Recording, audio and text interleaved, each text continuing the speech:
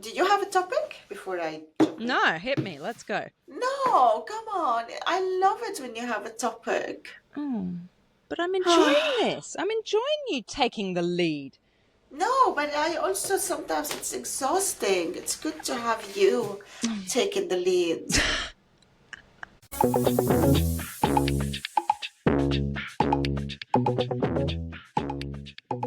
Welcome to the Rosie and Roula show. Marhaba. G'day. This has come up a couple of times for me recently. Because, we both have podcasts other than this one. We have guests from all around the world. And you speak 4 languages. And I've got a weird accent. You've got a different accent to me. Okay, no, I'm going to speak from my experience and then you can tell me how it feels. When I go to another country, I'm going to say France because I learnt French at school and I've done a couple of French exchanges and worked as an au pair over there. But I am so self-conscious to speak because I don't want to pronounce anything incorrectly. And I'm so worried about that I just won't speak. So someone, Roula, who knows 4 languages, did you go through the same? And if so, how the hell did you get over it? I definitely went through the same, and with the Dutch language, I felt that I didn't have a choice. Look, at school, from my first day at school, it was already in French. Okay. And Arabic is the Lebanese language. Songs are in English, and I started listening to music at a very, very, like 10 years old. And then school was also English and French and Arabic. So these languages are for me very natural. I grew up with them. I Okay. don't think about them. Yeah. But the Dutch language I had to learn. And learning it was not easy. Speaking it was even more difficult because I was scared. Oh, this is touching on a deeper topic, actually. I was not scared to be judged that I'm speaking wrong. I was scared to be judged that I'm an Arab person who cannot speak Dutch correctly. Wow, yeah. Wow. So it's really different That is reason different. why. Because I wanted to show that being from Lebanon and Arabic, I'm as smart. I can speak the language. I don't have a crazy accent. These are my thoughts, like 24 years ago. That made me nervous. And now I don't care much. I still have an accent and I embrace it, actually. Yeah. The only guys or girls that make fun of my accent are my daughters. That's the only thing. No one else. So cruel. That's my trauma. When you're little, your parents are your trauma. Yeah. And when you have children, They're older your children, they are your trauma. But it taught me not to be judgmental when people have an accent. Right, yes. I want to know something else. And I'm thinking of a particular conversation we had, Rilla. I think it was when I was on your podcast. And I think you might have asked if I like cooking. And I thought you said cocaine. And I had to double check, right? But there's also been instances when we're recording on this podcast. I'm like, what? What did you say? Like, what? What? Because I'm not comprehending. And I think it's happened for you too with me. You're like, what are you saying?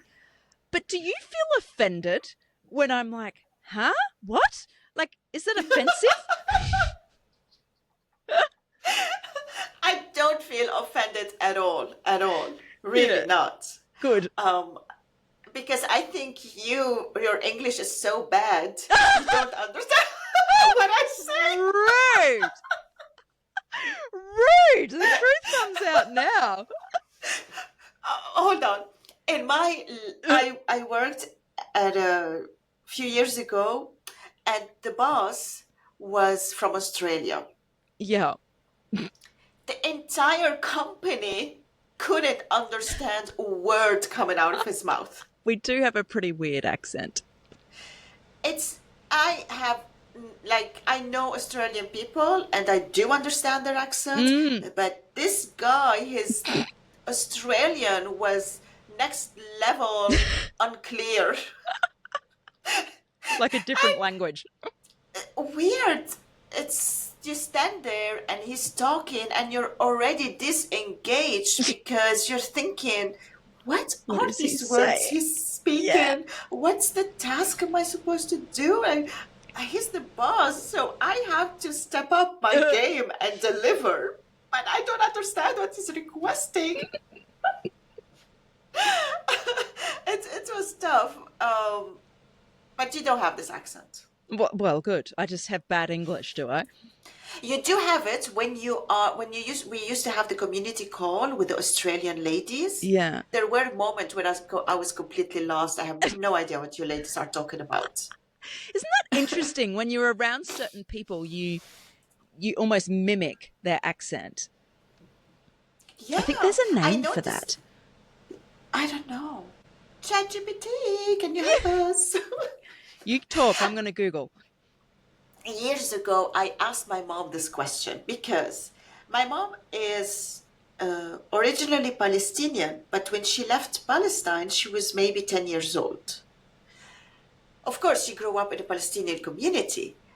And knowing my mom all my life, she spoke only Lebanese accent. And one day, I don't know why on that day I noticed that, she was meeting with her Palestinian part of the family, and she was speaking the Palestinian accent. Wow. And I was like, but this is my mom? Like, I don't know her like this.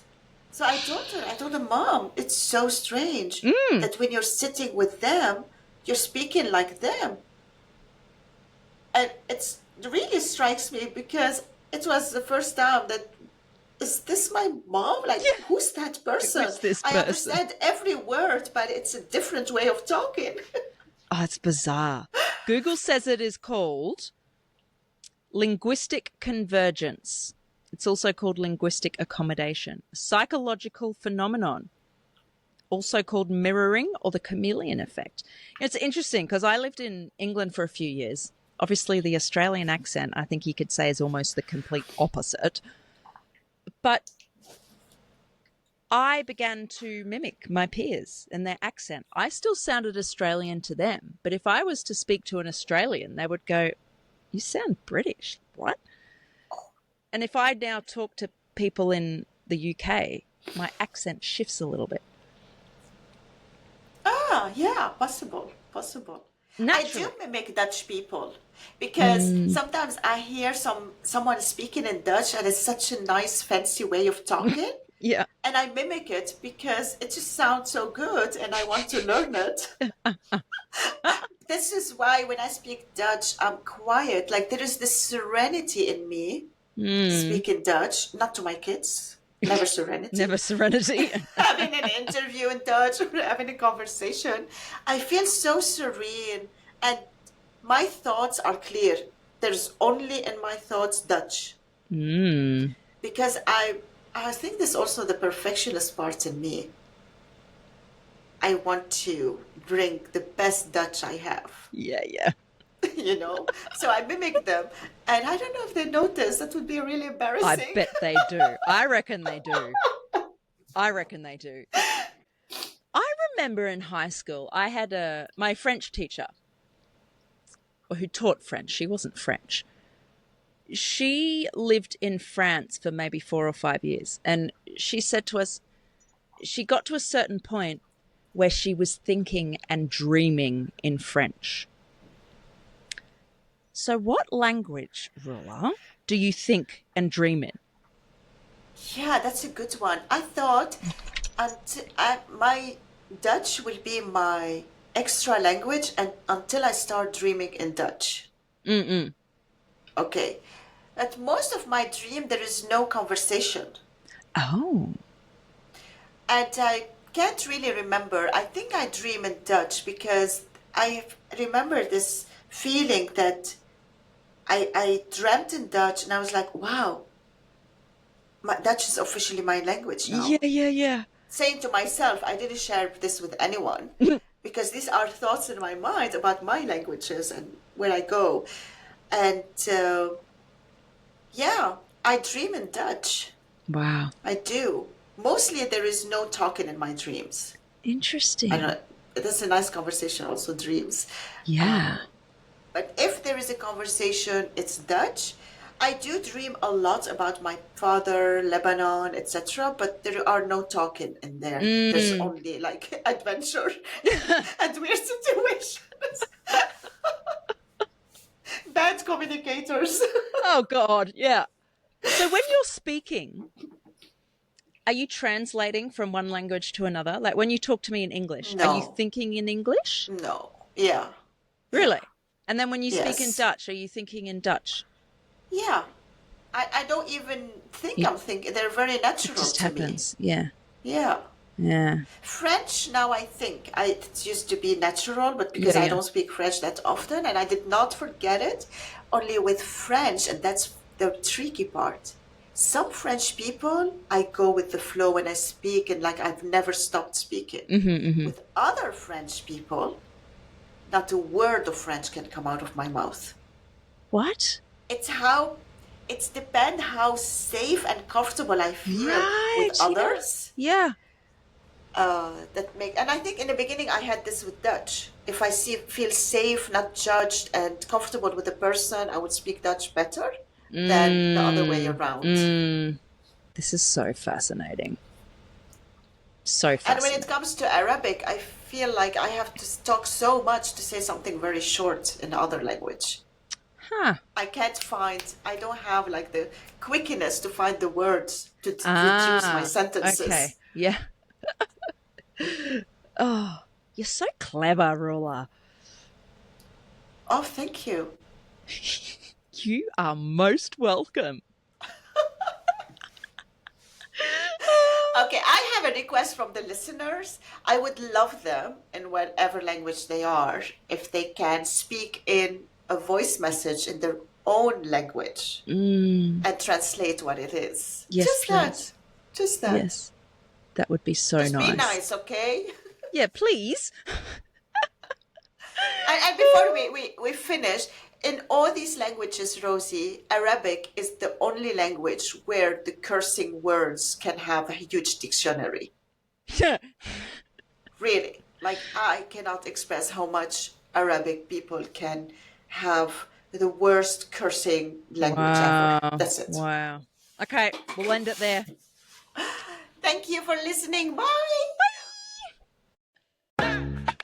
If you got a kick out of our conversation today, can you pretty please hit the follow button and share it with another opinionated person? This is the easiest way for you to support the show. It also gives Roula and I the motivation Rosie, to keep I have to going. stop you there. Stop telling people what to do. If they like to follow the show and share it, it's totally up to them. Guys, please, can you help us follow and share the show? Thank you so What I much. See you just next time. said.